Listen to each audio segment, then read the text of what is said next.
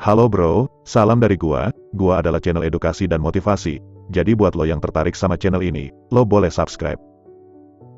Bro, selama hidup lo, sudah berapa kali lo mendapat kesempatan untuk berbicara depan umum, entah itu pidato, presentasi, baca puisi tanpa teks, nyanyi dan sebagainya, dan apa yang lo rasakan, mungkin lo akan menjawab kalau itu hal yang menjengkelkan, lo merasa gugup, grogi, malu, gak berani lihat penonton, tapi karena suatu tugas, karena suatu hal yang wajib lo lakukan, ya mau gak mau, lo harus kerjakan. Nah pada video kali ini, gua akan bagikan tips trik gimana caranya agar lo bisa sukses bicara di depan umum, atau di atas panggung, walaupun lo sedang grogi. Maksud gua, agar lo gak gagal di atas panggung, atau merasa dipermalukan oleh diri lo sendiri. Oke gak usah panjang lebar, langsung aja kita ke poin pentingnya.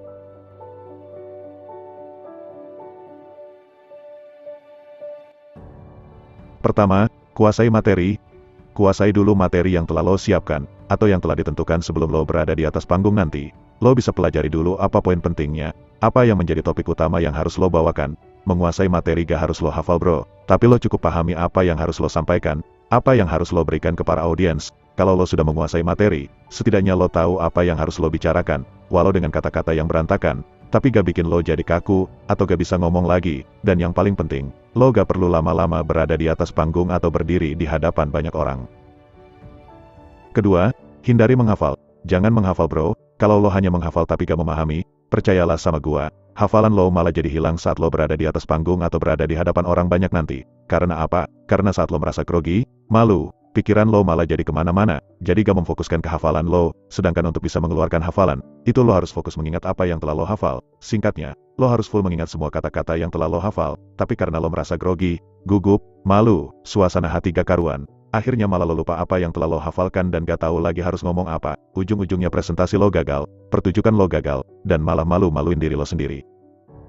Ketiga, cobalah untuk memahami. Kalau lo telah memahami materi yang akan lo bawakan nanti, lo hanya perlu mengingat poin pentingnya saja, lo bisa merangkai dengan bahasa lo sendiri, dengan kata-kata lo sendiri, dan pikiran lo hanya terfokus pada arah pembicaraan lo. Jadi walaupun pikiran lo kemana-mana, tapi karena dipaksakan bahwa lo harus bicara dan lo paham dengan apa yang lo bicarakan, jadinya terus aja lo berbicara sesuai topik pembicaraan lo, dan presentasi lo besar kemungkinan akan berhasil.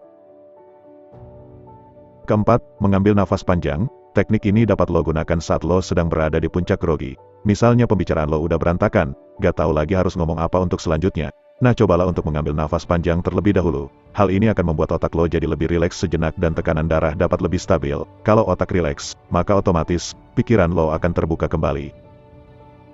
Kelima, bersikap bodoh amat, jadilah diri lo sendiri. Inilah langkah paling ampuh menurut gua. Dengan lo bersikap bodoh amat, lo akan jadi diri lo sendiri. Pikiran lo membawa suasana senang, lo gak peduli dengan audiens, lo gak peduli mau omongan lo diterima atau gak oleh para audiens lo. Jadinya lo gak banyak pikir, karena menurut gua, lo merasa grogi, malu, gugup, itu karena lo merasa overthinking, gak percaya diri, pikiran lo kemana-mana, gerak tubuh terbatas. Saat lo merasa bodoh amat, lo gak mikir itu semua, mau lo ngedance sambil membaca, mau lo baca dengan nada ngegas, atau suka-suka lo mau apa aja di atas panggung, lo gak peduli. Malah inilah yang akan membuat presentasi lo jadi lebih asik. Oke bro, jadi itu aja tips trik yang bisa lo gunakan, supaya lo bisa sukses bicara depan umum walaupun lo sedang grogi, malu dan sebagainya. Jujur aja gua sendiri, termasuk orang yang nervous, grogian, gemetaran kalau harus bicara di depan orang banyak atau di atas panggung. Kenyataannya gua memang udah sering mengalami ini, waktu gua masih sekolah kemarin, tapi gua selalu pakai cara ini, bersyukur gua gak pernah gagal dalam presentasi. Sampai jumpa di video selanjutnya.